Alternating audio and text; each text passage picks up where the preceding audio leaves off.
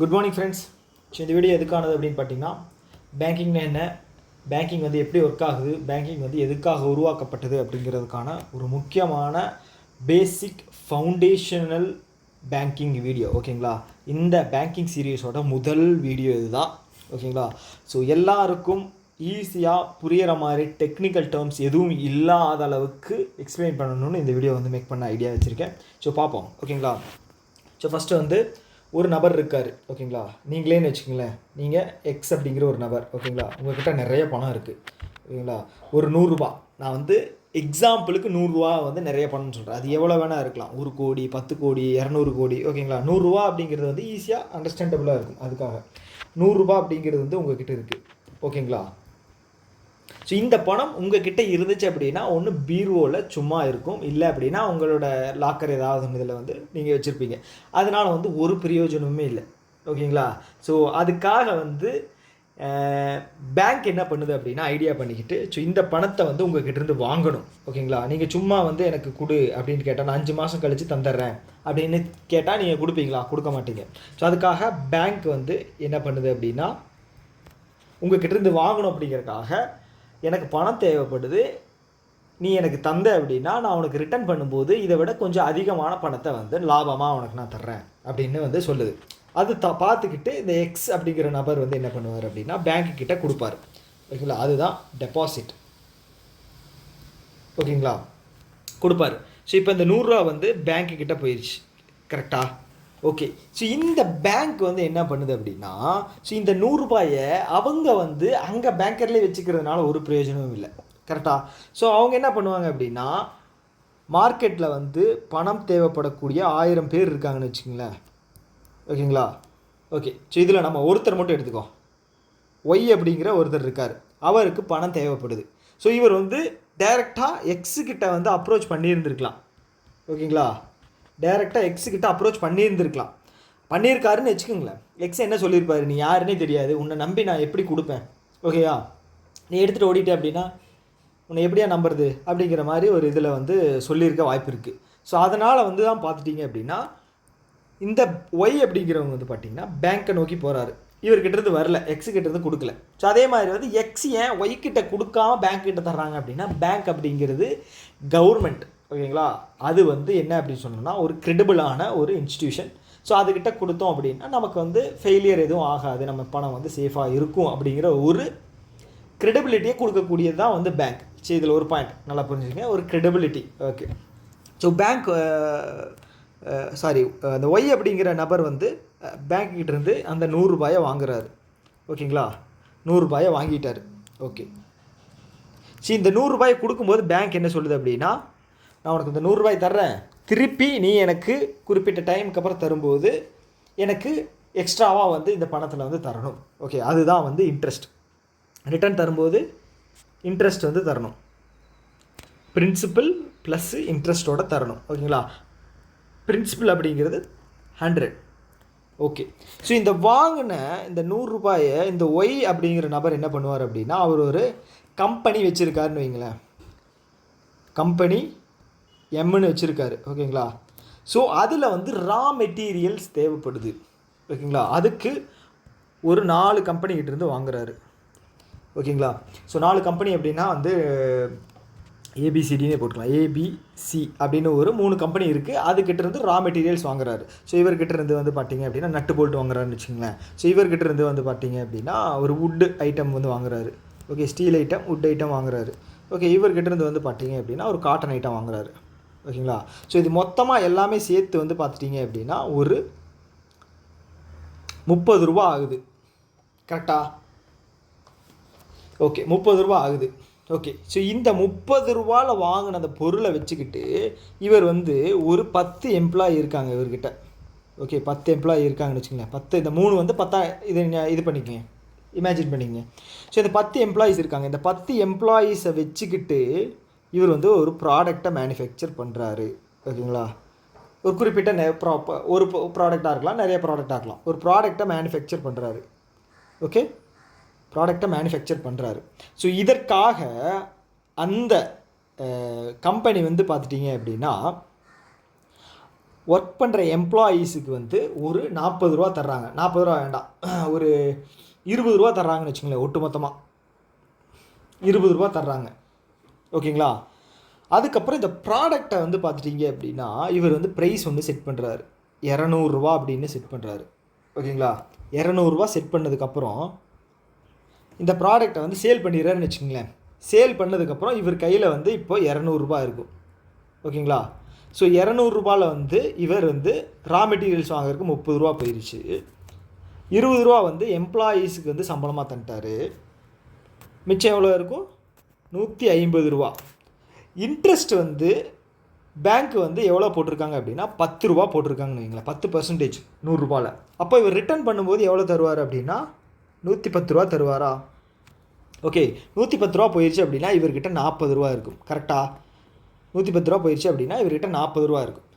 So government என்ன சொல்லுது அப்படின்னா, நீ வந்து எங்களோட இதை வந்து யூஸ் பண்ணுற, எங்களோட ஃபெசிலிட்டிஸை நிறைய யூஸ் பண்ணுற, அதே மாதிரி வந்து நீ கம்பெனி தொடங்கி இருக்கிற அப்படிங்கிறனால எங்களுடைய ரூல்ஸ் படி நீ எங்களுக்கு வரி அப்படிங்கிறது கட்டணும் அப்படின்னு சொல்லி கவர்மெண்ட் சொல்லுது. ஸோ வரி மூலமாக வந்து ஒரு 10 ரூபா வந்து கவர்மெண்ட்டுக்கு வந்து அவர் கட்டுறாரு. ஓகேங்களா? கவர்மெண்ட்டுக்கு வந்து ஒரு 10 ரூபா வந்து வரி கட்டுறாரு. ஓகே, போயிடுச்சு அப்படின்னா மிச்சம் அவர்கிட்ட 30 ரூபா இருக்கும். கரெக்டாக?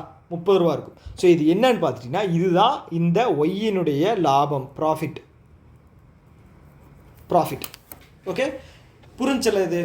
ஸோ இப்போது இந்த ஸ்டோரியில் என்ன நடந்திருக்கு அப்படின்னு பார்த்தீங்க அப்படின்னா, உங்ககிட்ட சும்மா இருந்த இந்த 100 ரூபா, ஓகேங்களா, அதுக்கு முன்னாடி இந்த பேங்க்கு வந்து 110 ரூபா வாங்கிட்டாங்க இல்லையா? யார்கிட்ட இருந்து? ஒய்கிட்ட இருந்து 110 ரூபா வாங்கிட்டாங்க. ஸோ இப்போ ரிட்டர்ன் வந்து எக்ஸுக்கு வந்து இன்ட்ரெஸ்ட்டோடு தரணும். எக்ஸுக்கு வந்து ஒரு 105 ரூபா தர்றாங்க. 5 ரூபா வந்து வட்டியாக, 100 ரூபா வந்து பிரின்சிபலாகவும் 5 ரூபா வந்து இன்ட்ரெஸ்ட்டாகவும் சேர்த்து 105 ரூபாயை வந்து திருப்பி தர்றாங்க. ஸோ இப்போ 5 ரூபா அப்படிங்கிறது வந்து இவங்களுக்கு பேங்க்குக்கு வந்து லாபம். ஸோ இந்த பேங்க் என்ன பண்ணுவாங்க அப்படின்னா, இங்கே இருக்கிற எம்ப்ளாயீஸுக்கும் ப்ளஸ் வந்து பேங்க்கை மெயின்டைன் பண்ணுறதுக்காகவும் குறிப்பிட்ட தொகையை 2 ரூபா 1 ரூபா அப்படின்னு வச்சுக்கிட்டு மிச்ச இதை வந்து லாபமாக வந்து 2 ரூபா வந்து லாபமாக, மொத்த லாபமாக வந்து 2 ரூபா அவங்களுக்கு கிடைக்கிது. ஓகே, ஸோ இப்போது இந்த 100 ரூபா அப்படிங்கிறது உங்கள்கிட்ட சும்மா இருந்த பணத்தை பேங்க் வந்து வாங்கி ஒரு நபர்கிட்ட தந்தது மூலமாக இங்கே பார்த்துக்குங்க. ஸோ இங்கே வந்து பார்த்துட்டிங்க அப்படின்னா இந்த ஒய் அப்படிங்கிற நபர் வந்து அவர் கம்பெனியில் ரன் பண்ணுறதுக்காக ரா மெட்டீரியல் வாங்குறாரு. ஓகேங்களா?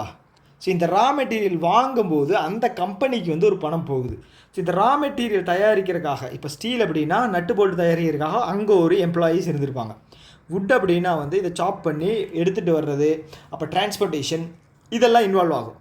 ஸோ அங்கே ஒரு சிலர் வந்து பயனடைவாங்க, எம்ப்ளாயாக பயனடைவாங்க. காட்டன் இண்டஸ்ட்ரி அப்படின்னா விவசாயத்திலிருந்து ப்ளஸ் வந்து காட்டன் பஞ்சு மில்லில் இருந்து அங்கெல்லாம் எம்ப்ளாயீஸ் இருப்பாங்க, அவங்களும் வந்து பயனடைவாங்க.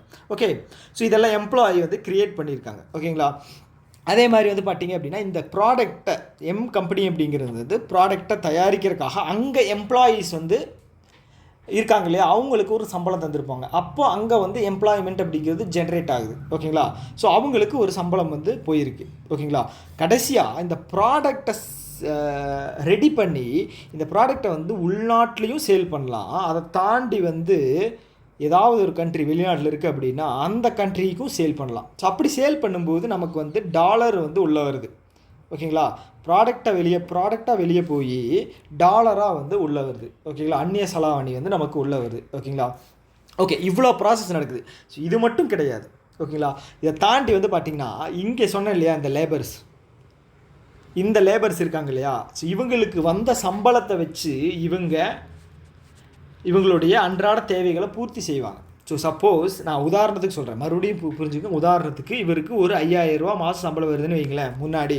ஸோ நல்லா என்ன சொல்கிறது, கம்பெனி ரன் ஆகி இவருக்கு வந்து ஒரு 10,000 ரூபா எக்ஸ்ட்ரா தந்திருக்காங்க, 10,000 ரூபா சம்பளம் வந்து தந்திருக்காங்க அப்படின்னு வச்சுக்கும்போது இந்த 10,000 ரூபாயும் அவர் வந்து என்ன பண்ணுவார், மார்க்கெட்டில் தான் போடுவார். மார்க்கெட்டுனா யார் இருக்காங்க, இன்னொரு தொழிலாளியும் இருப்பான், இன்னொரு கம்பெனியும் இருக்கும்.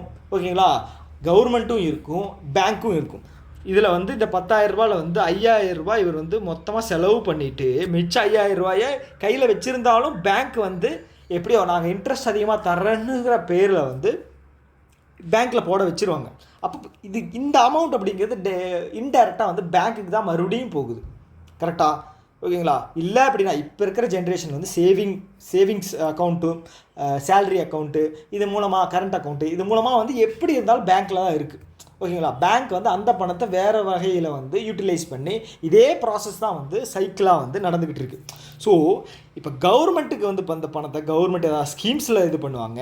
பேங்க்குக்கு வந்த பணம் வந்து பேங்க் ஊழியர்களுக்கு போகுது. ஓகேங்களா. கம்பெனியில் இருக்கிற பணம் வந்து கம்பெனியில் வேலை செய்கிற ஊழியர்களுக்கு போகுது. ஓகேங்களா. ஸோ இப்படித்தான் வந்து பேங்கிங் சிஸ்டம் வந்து ஒரு எக்கானமிக்கு யூஸ் ஆகுது. ஓகேங்களா. ஒரு எக்கானமி வந்து நல்ல வகையில் ரன் ஆகணும் அப்படின்னா பணத்தை வந்து செலவு பண்ணிக்கிட்டே இருக்கணும். ஓகேங்களா. அது அதிகமாக போச்சு அப்படின்னா அதிக இன்ஃப்ளேஷன் வந்துடும். ஓகேங்களா. ஒருத்தர் கையில் வந்து சடனாக வந்து நிறைய பணம் இருக்கும்போது அவர் வந்து விலைகளை வந்து ஏற்றி விட்டுருவார். ஓகேங்களா. ஒருத்தருக்கு வந்து ஒரு பொருளை வந்து டிமாண்ட் பண்ணக்கூடிய நிலைமையில் வந்து நிறையா பேர் இருக்காங்க அப்படின்னு வச்சுக்கோங்களேன். இப்போ தக்காளி வந்து விளைச்சல் கம்மியாக தான் இருக்குது, மார்க்கெட்டில் கம்மியாக தான் இருக்குது. ஆனால் எல்லார்கிட்டையும் பணம் இருக்குது அப்படிங்கும்போது 20 ரூபா விற்றுக்கிட்டு இருந்த தக்காளி வந்து பார்த்திங்க அப்படின்னா எல்லோரும் பைட் பண்ண ஆரம்பிப்பாங்க. எனக்கு வந்து 30 ரூபாய்க்கு வேணும், எனக்கு வந்து 40 ரூபாய்க்கு வேணும், எனக்கு 50 ரூபாய்க்கு வேணும் அப்படின்னு சொல்லி பீக்குக்கு போயிடும். ஸோ இது வந்து இன்ஃப்ளேஷனை வந்து கிரியேட் பண்ணிடும். ஓகே, இன்ஃப்ளேஷனை வந்து கிரியேட் பண்ணிடும். அப்போ வந்து வளர்ச்சி அப்படிங்கிறது வந்து பொருட்களுடைய விலை மேலே இருக்கக்கூடிய ஏற்றமும் இருக்கணும், ஒரு தனிநபருடைய வருமானத்தில் வந்து அதிகமாகவும் இருக்கணும். ஓகேங்களா. அதை தாண்டி வந்து பார்த்துட்டிங்க அப்படின்னா உற்பத்தி மூலமாக வந்து வரக்கூடிய வருமானம் வந்து கவர்மெண்ட்டுக்கு வந்து ஒரு ஜிடிபியாக, ஒரு நல்ல ஒரு ஜிடிபியாகவும் இருக்கணும். ஸோ அப்போது பணத்தை நீங்கள் மணியை வந்து நீங்கள் மார்க்கெட்டில் அதிகம் பண்ணீங்க அப்படின்னா எம்ப்ளாய்மெண்ட் வந்து க்ரியேட் ஆகும். எம்ப்ளாய்மெண்ட் மூலமாக வந்து நல்ல இன்ஃப்ளேஷன் அப்படின்னா 4 ± 2. ஓகேங்களா. இன்ஃப்ளேஷன் க்ரியேட் ஆகும். இன்ஃப்ளேஷன் க்ரியேட் ஆகுது அப்படின்னா உங்களுக்கு வந்து பார்த்தீங்க அப்படின்னா ஜிடிபியும் ஓரளவுக்கு நல்ல ஒரு இதில் இருக்கும். ஓகேங்களா. இப்படித்தான் வந்து பேங்க் வந்து ஒரு பணத்தை வந்து கண்ட்ரோல் பண்ணும். ஓகேங்களா. இது வந்து பேசிக்ஸ். ஓகேங்களா. இது வந்து இன்டெப்த்தாக போகணும் அப்படின்னா நிறைய இருக்குது. ஓகேங்களா. ஸோ இந்த இன்ட்ரெஸ்ட் இருக்கு இல்லையா, யாருக்கு பேங்க் வந்து இவங்கக்கிட்ட ஒய் அப்படிங்கிற நபர்கிட்ட வாங்கின இன்ட்ரெஸ்ட்டும் பேங்க் வந்து எக்ஸுங்கிற நபர்கிட்ட கொடுத்த இன்ட்ரெஸ்ட்டும் வந்து பார்த்தீங்க அப்படின்னா நெட் இன்ட்ரெஸ்ட் மார்ஜின்னு சொல்லுவாங்க. நெட் இன்ட்ரெஸ்ட் மார்ஜின் அப்படின்னு சொல்லுவாங்க. அதாவது 10லிருந்து 5 மைனஸ் பண்ணோம் அப்படின்னா 5 அப்படிங்கிறது தான் இவங்களுடைய லாபம். ஓகேங்களா. ஓகே, லாபம் அதாவது கிராஸ் ப்ராஃபிட். ஸோ அதுலேயும் வந்து நெட் ப்ராஃபிட் போட்டிங்க அப்படின்னா அவங்களுக்கு 2 ரூபா தான் வரும். ஸோ ஓகே, இதெல்லாம் வந்து வரப்போகிற வீடியோஸ்லாம் வந்து பார்ப்போம். ஓகேங்களா. ஸோ இதுதான் வந்து பேசிக் கான்செப்ட். ஓகேங்களா. ஒரு இடத்துல எக்கானமி நல்ல வகையில் இருக்கணும் அப்படின்னா செலவு பண்ணியே ஆகணும். அதனால தான் வந்து ஃபிஸ்கல் பாலிசியில் வந்து எப்போவுமே கவர்மெண்ட் வந்து டெஃபிசிட்லேயே தான் இருப்பாங்க. 4.2%, 4.4% நம்ம பார்த்துருக்கோம் இல்லையா. ஏன்னா வந்து அது எப்படி அப்படின்னா 4.4% வந்து ஜிடிபியில் வந்து டெஃபிசிட்டாக இருக்குது. ஓகேங்களா. இப்போ 100 ரூபா வந்து நமக்கு வருமானம் வந்திருக்கு கவர்மெண்ட்டுக்கு அப்படின்னா அவங்க 104 ரூபா செலவு பண்ணியிருக்காங்கன்னு அர்த்தம். 104.4 ரூபான்னு வச்சுக்கோங்களேன் செலவு பண்ணியிருக்காங்க. ஸோ எல்லா பட்ஜெட்லேயுமே வந்து வரவை விட செலவு எக்ஸ்பெண்டிச்சர் வந்து அதிகமாக இருக்கும். ஸோ அப்படி இருக்கணும் கண்டிப்பாக. அது வந்து ஒரு லிமிட்டடாக இருக்கணும். 100 ரூபா வர்றத 150 ரூபா செலவு பண்ணிங்க அப்படின்னா அவங்களுக்கு வந்து அவ்வளோதான், நாமந்தான். ஓகேங்களா. ஸோ இது வந்து பேங்கிங் சீரீஸோட ஃபஸ்ட்டு வீடியோ. ஓகேங்களா. உங்களுக்கு புரிஞ்சிருக்கும்னு நான் நம்புகிறேன். இதை பற்றின ஏதாவது டவுட்ஸ், ஏதாவது கிளாரிஃபிகேஷன் வேணும் அப்படின்னா கமெண்ட் பாக்ஸில் சொல்லுங்கள். கண்டிப்பாக அதற்கான ரிப்ளை அப்படிங்கிறது எங்கிட்ட இருந்து கண்டிப்பாக வரும். ஓகேங்களா. இன்னொரு வீடியோவில் மீட் பண்ணலாம். டாட்டா, பாய் பாய்.